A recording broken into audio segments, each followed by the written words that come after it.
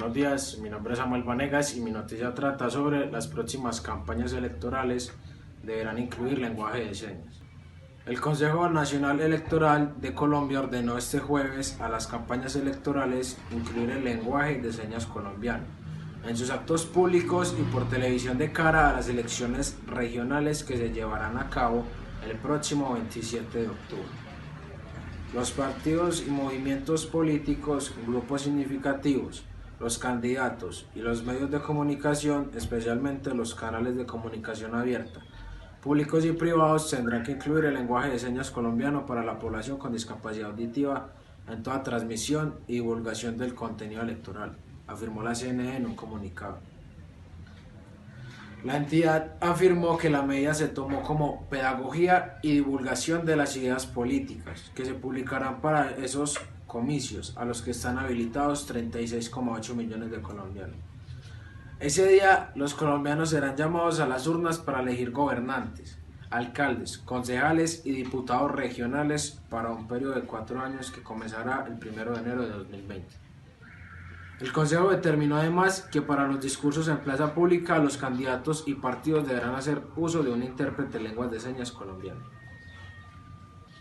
La Sala Plena también ordenó a todas las entidades públicas competentes que incluyan información en lenguaje de señas colombiano en todas las producciones audiovisuales que se publiquen en sus portales web y que se relacionen con el proceso electoral, acotó.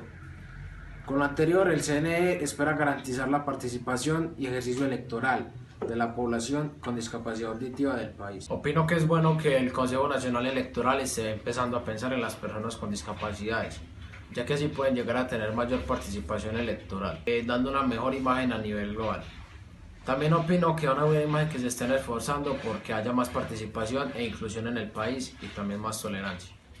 Ya que es una de las bases fundamentales para que sea un país mucho más respetuoso, en donde haya más inclusión por este tipo de personas con estas discapacidades. Deberán implementar intérpretes en plaza pública.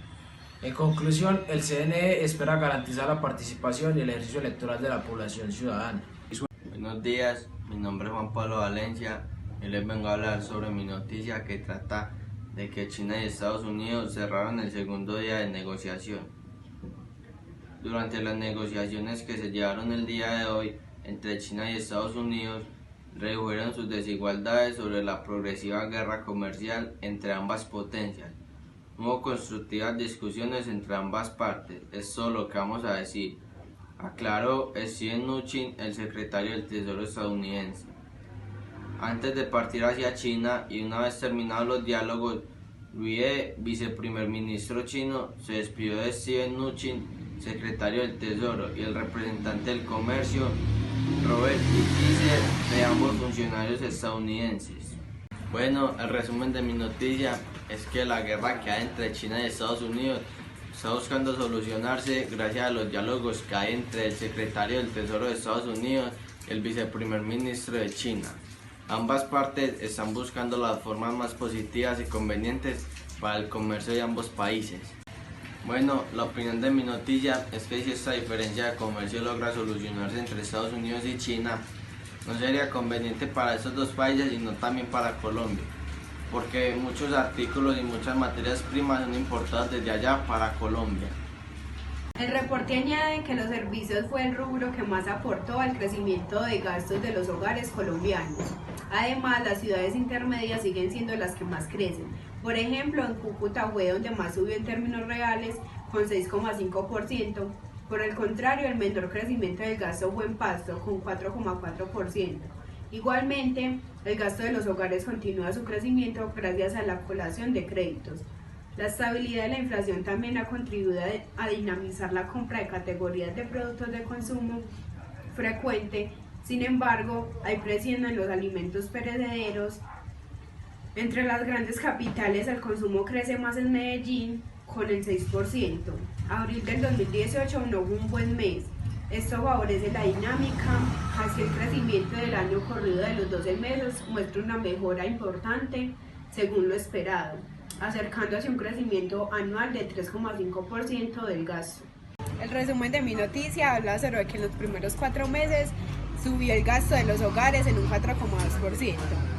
igual que lo hizo en el 2018.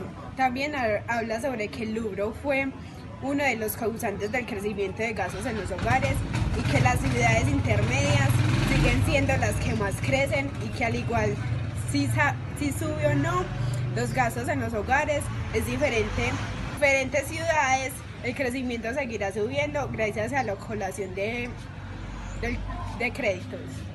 Buenos días, mi nombre es María Camila y el título de mi noticia es Reforma política se quedó sin apoyo del gobierno en el Congreso. El proyecto que se votaría la próxima semana está prácticamente hundido. Al salir de la Comisión Primera del Senado, donde la iniciativa atraviesa su quinto de 8 debates, la funcionaria lamentó que el año pasado se le haya quitado el corazón a la reforma política, es decir, las listas cerradas.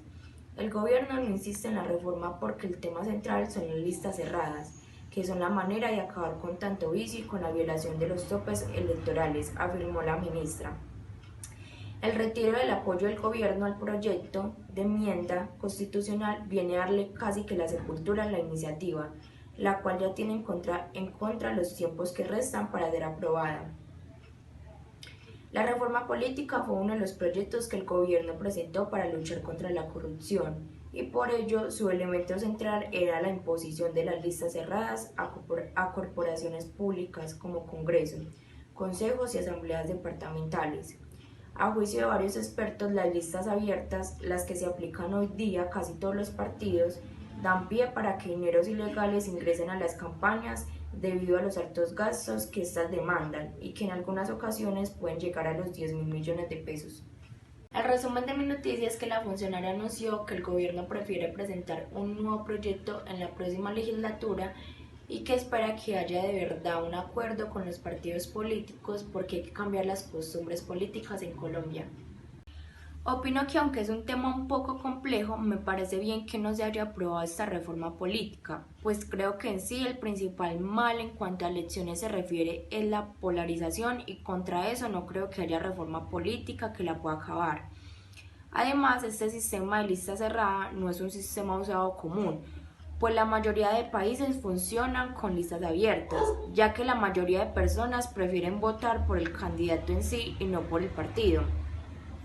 Sí sería una buena medida ejercer el mayor control posible a la plata que invierten en campaña los candidatos, ya que a veces me parece que es evidente que plata ilegal entra en las campañas de las cuales no rinden cuenta, pero que se empiezan a revelar después con la mermelada cuando el candidato es electo.